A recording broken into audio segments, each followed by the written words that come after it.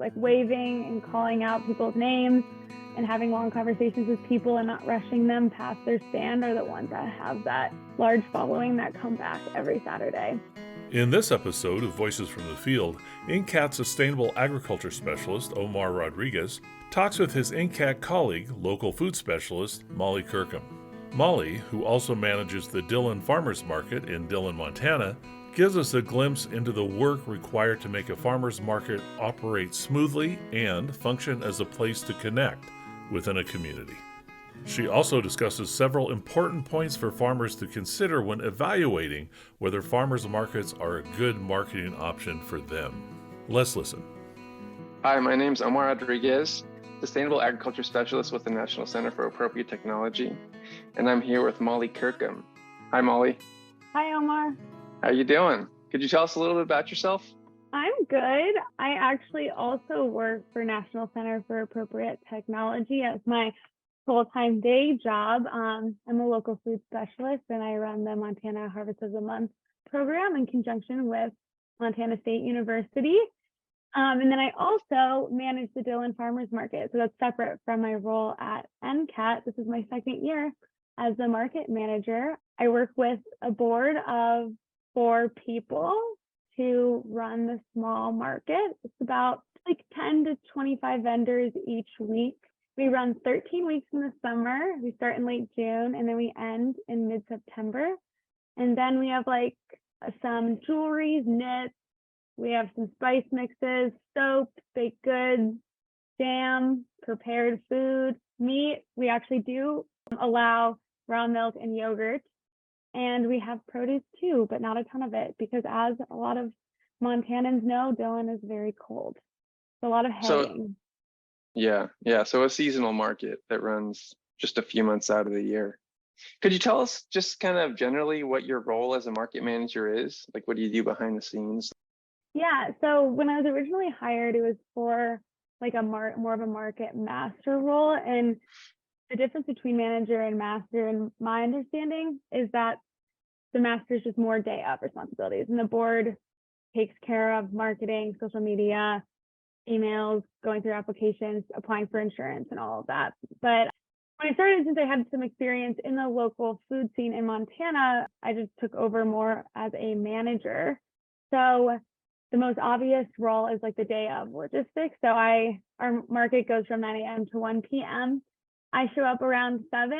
Our vendors get there really early. So I show up around 7. I set my little booth up and then I set up sandwich boards around town to point people to the market. And then I stick around there because the way ours works is you don't have to tell us if you're coming. You can just show up that day with an application or fill it out right in front of me.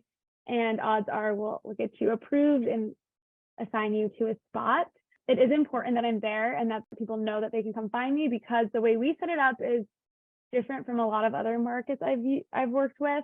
We allow vendors to reserve their spots if they pay the whole year, market season in advance. So if they pay that by June 1st, we let them choose their spot. So they have a list of 3 preferences on their application, and I go through that and see if everyone can have the spot that they want. If not, they get their second choice, third choice. And so if someone with a reserved spot shows up after people who don't come every market, then I have to be there to make sure that they don't take someone's reserved spot because people pay for that in advance. But that's like kind of the day of morning stuff. And then during the market, I take a lot of pictures. I do the social media. So this year, it's the first year that the Dillon Farmers Market has used sponsorship.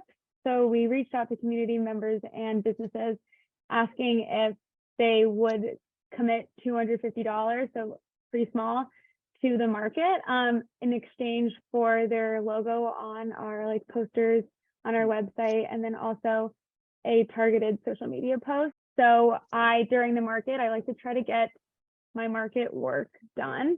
Like at my booth, I'll bring my laptop, get on my hotspot, and I will post for that sponsor and highlight them using photos from that market, and then also a little blurb and tagging them and everything.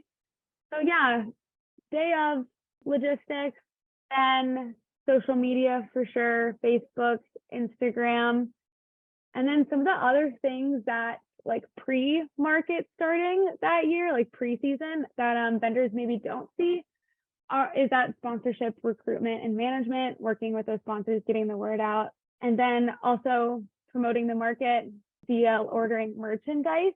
So we sit down, look at our budget from the previous year before we have those booth fees coming in for the current year or the upcoming year. And we see what merchandise we can order. So this year we kept it small, but we did something new and we ordered stickers.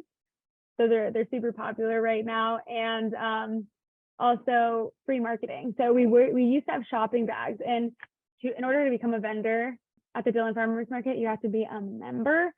So vendors pay a $10 fee annually, and then it's $10 each Saturday to set up a booth. So that membership fee buys you a sticker, and we figure people will put that on their water bottles, on their some of their merchandise. If they have like a cooler, if they're selling meat. And so we figured that was like a good way for marketing and to give someone something fun if they're a member.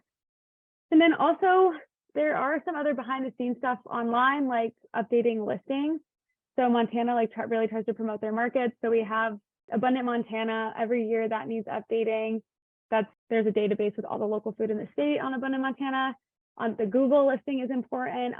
I realized this year that when you search the Dillon Montana Farmers Market on Google, that it said permanently closed. So like getting that fixed, and then often with so much staff turnover with farmers markets and board turnover, it's hard to you get locked out of accounts. So you got to handle all of that. And then there are other tourism websites like visit mt.com. So updating those listings, making sure the contacts are correct. And then also organizing community engagement. So we partner with the local yoga and other meditation, mindfulness exercises nonprofits, and we pay them to do yoga in the park every Saturday at 9 when the market starts. It goes for an hour with the goal of getting people there and hopefully doing yoga or meditation, whatever it is, that Saturday, and then coming to the market after and supporting our local vendors. So organizing that, and then also other community engagement activities like getting musicians, activities for youth, and reaching out to nonprofits to see if they want a table or if they want to keep their documents or flyers on the Dillon Farmers Market booth. And then this is a really big one, and this can sometimes be shared between the manager and the board, but working with the city. So we're on a city street. We have to rent that out from the city. If there's construction, we have to be able to move. Like last year, we were at the wrong spot, and so then we had to get bathrooms there and a hand washing station because we do have prepared food. Getting liability insurance is important. Figuring out taxes and the reporting you have to do because we are a 501c4. And then making sure all your vendors are applying for the proper licensing. And then also the last thing is working with the sanitarian. In my experience, you want to have an open line of communication with your county sanitarian to make sure you're following all the rules and being transparent. Wow. Yeah. So a lot of behind the scenes stuff. That's impressive. So between coordinating, dealing with bureaucratic paperwork, yoga, connecting with local businesses, social media, all that. Do you track the number of people that come and visit your farmers markets, and are you able to see your work pay off in terms of the people that are actually attending as buyers? So if I'm being honest, we have never done a customer count, at least not in the 2 years that I've been there. I always intend to do one, but it gets busy at the day of the market. So maybe we'll recruit someone to help one day with the customer count. But I will say that I did get some feedback, the fourth market of the season this year, and people were telling me it had the most vendors they've ever seen and the most foot traffic they'd ever seen, which is cool. For decades, NCAT's ATTRA program has been the trusted place to find practical and cutting-edge answers to sustainable agriculture questions. But what if you're the one with the great idea? The forum on ATTRA's new website connects you with other farmers, ranchers, and land managers who are sharing their practical know-how. Stop by at attra.ncat.org and join the conversation. So given what you've said about the market, does the vendorship tend to change pretty regularly from week to week? It does. It changes a lot. So for example, it was like, honestly, not even that cold. It was like 65, but slightly rainy here 2 weeks ago. And we probably had 10 vendors. And then last week, we probably had 22. So, and we do emphasize strongly with our market that you do not need to commit to every weekend, just because we really want more produce and more food available at the market. So we promote backyard gardeners, and if they can only do that once a season, like for example, I even sell my vegetables there a couple of times in August, just because it's the height of the season. I have so much extra. So we don't really mind the fluctuating vendor count. We just want people to vend when they're able to. Yeah, I mean, that sounds a little atypical in that a lot of farmers markets tend to be a little more forceful. So, I mean, I guess that flexibility is nice for encouraging more people to come and sell.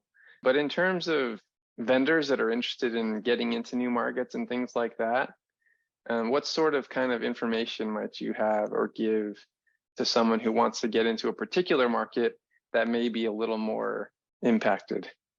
Yeah, so I will say, I think the best route, if you're a vendor trying to get into a market that maybe has more competition, like say you're in Missoula or you're in Butte, then reserve a spot or pay that upfront fee if that's an option. I know that there are many markets in Montana that you can pay that upfront fee. You probably won't get the same spot every Saturday, but if you pay that whatever lump sum it is at the beginning of the year, you will have a guaranteed spot at that market, even if you're not going to show up every Saturday or Tuesday night, whenever the market is. I would say to do that, because that gets you in there. You'll be on all the emails, so you'll be up to date on what's going on, and then you don't have to worry about getting a spot at the day of the market. And then also, shouldn't need to be said, but it does, be gracious to your market manager and board. These are a lot of people that aren't being paid a lot. They're people that are doing this because they want to support local food and the local economy. So be flexible with your spot assignment. Be nice to the people asking you to follow the rules. And then another big thing is, if you are trying out a new market and maybe it's a more competitive market, I would be there a good amount of time before the market starts. Get your car out of the way at the right time, and then also don't pack up early. I think that is like a huge thing, especially for markets in our area that are in Montana. The recreation, people are recreating so much on Saturdays, so they come to the market early, and sometimes they go fishing, go hiking, whatever. And so when it gets slower around like noon, 12:30, then some vendors will pack up. But we actually made it a rule at our market that you have to stay. If you come at 9, you have to be there until 1. But yeah, so I think just following the rules, becoming familiar with Montana farmers market guidelines, but also those may differ from that particular market guidelines. So becoming familiar with those rules so that someone doesn't have to come and enforce them. You already know, working with your sanitarian before coming to the market to see if you have all the proper licensing is good, to not put that on the market manager to figure out for you. Yeah. All good tips. I was wondering if you have any more tips for vendors that maybe want to increase sales. Maybe they've plateaued in some way. What can farmers do to sort of get more traffic coming their way? So what I've seen with our vendors who are the most successful, who have like a line from their booth from 9 a.m. until 1 p.m., are the ones that are consistently there, and the ones that are talking to people, getting to know their customer names. Like, a lot of these Montana communities are very small. A lot of people know each other, they recognize each other. So having conversations and engaging customers and talking about, like, say you're selling squash right now, maybe everyone else is also selling squash right now, but you're the one that told them where you grow it, what variety it is, like what you can cook with it, what you had last night with it. So the vendors that we see who are like waving and calling out people's names and having long conversations with people and not rushing them past their stand are the ones that have that large following that come back every Saturday. And then also a big thing is social media. So we have a lot of vendors that say they're selling baked goods or they're selling produce. They post on their social media channel, Instagram, Facebook, what they will have that week on like a Wednesday before the market. And if they tag us, we can repost it on the Facebook and Instagram so that people know, people looking for specific items will come to the market and know that you will be there with those items. So yeah, I think to sum it up, I think being consistent, letting people know what you will have ahead of time can help. And then being really friendly and engaging customers can help increase sales. Yeah, I guess to add to that, what considerations should vendors think about for those who maybe haven't sold in farmers markets before, or who are shifting to sort of like a market with a different demographic? Like, what should they think about before kind of diving in? They should definitely think about the foot traffic of the market, how much product they will need, and so they won't sell out. Like Dillon Farmers Market, you don't need a lot of veggies because we have less, or meat or raw milk, whatever you're selling, you don't need to bring a ton of it because we're just a smaller community. As opposed to Butte, they have more vendors, but they have a lot more people and a lot more surrounding communities that don't have a market that are coming to that one. So I would say knowing if you're going to a new market, talking to the market manager and asking about how much product they might need, what their foot traffic looks like, asking about pricing can be beneficial. I think that depending on which market you're vending at, the prices definitely fluctuate a lot, especially for like certain specialty crops like fruit. You definitely, if you're looking at a new market, if a vendor is becoming familiar with the vendor regulations, like who they will accept. Dillon Farmers Market is homegrown and handmade. Some markets are going to be only food, and some markets are not going to allow people from other counties, perhaps. Or like, for instance, Dillon only allows Beaverhead, Madison, and Jefferson counties to vend at the Dillon Farmers Market, unless it's someone coming up. We have some folks from Idaho and Utah that bring up fruit, and you can't get fruit in any of those counties, or you can rarely get fruit in any of those counties. So we do allow them to vend. So it's on a case-by-case basis, but and some farmers markets don't have any restrictions on your location, but others do. So just becoming familiar with those before you commit to a market or even start having those discussions, you want to know that you do qualify. Yeah, it sounds almost also like whether or not someone gets in also depends at least a little bit on their ability to connect with the farmers market manager. Maybe grease the wheels a little bit through positive attitude. Yeah, right. Yes, that also helps. Yeah. How about anything in terms of like statewide initiatives or, other sorts of government help for people wanting to market through this avenue? Yeah, so I think it's really important as a vendor to be knowledgeable about what initiatives and opportunities and there are for you. So Montana, and ever increasingly, has opportunities for producers, for grants, for webinars, educational trainings and workshops. When you connect with your market manager, one thing you can ask them, because they will or should be a little bit knowledgeable about what's going on in the state, is what webinars are out there. If, say, you're selling raw milk and you don't know what insurance to purchase, there's a webinar for that. Or you're looking for a grant because you want a tractor, there's always small pots of funding for producers and beginning farmers to apply for funds to get small, like equipment and maybe a hoop house. So I think connecting with your market manager about that. And also like Beaverhead County is interesting because we have so many ranchers, a lot of farmers, but they might not necessarily be on the computer a lot, or Beaverhead County is so isolated, especially where these folks are ranching, that they might not know about things like Abundant Montana, local food guide, which has a ton of the local food in the state, but Beaverhead County's listings are very minimal, although a lot of the beef comes from this area. So I think it's important for vendors, in order to get like more statewide recognition and tourism, people coming to their market and coming to see them and wanting to purchase from them, to be knowledgeable about these statewide opportunities, initiatives, and all the work that these organizations are doing to support them. Yeah, great tips. All right, Molly. Well, it sounds like the Dillon Farmers Market is in good hands. I want to thank you for your time and for all you shared. Yeah, thanks, Omar. That was fun. That's it for this episode. Thanks for listening. Additional information about this episode and related resources can be found at attra.ncat.org. Don't miss an episode. Subscribe to Voices from the Field wherever you get your podcasts. I'm your host, Rich Myers. ATTRA, Voices from the Field, is produced by the National Center for Appropriate Technology, headquartered in Butte, Montana. It's supported by the USDA Rural Business Cooperative Service as part of NCAT's ATTRA Sustainable Agriculture program.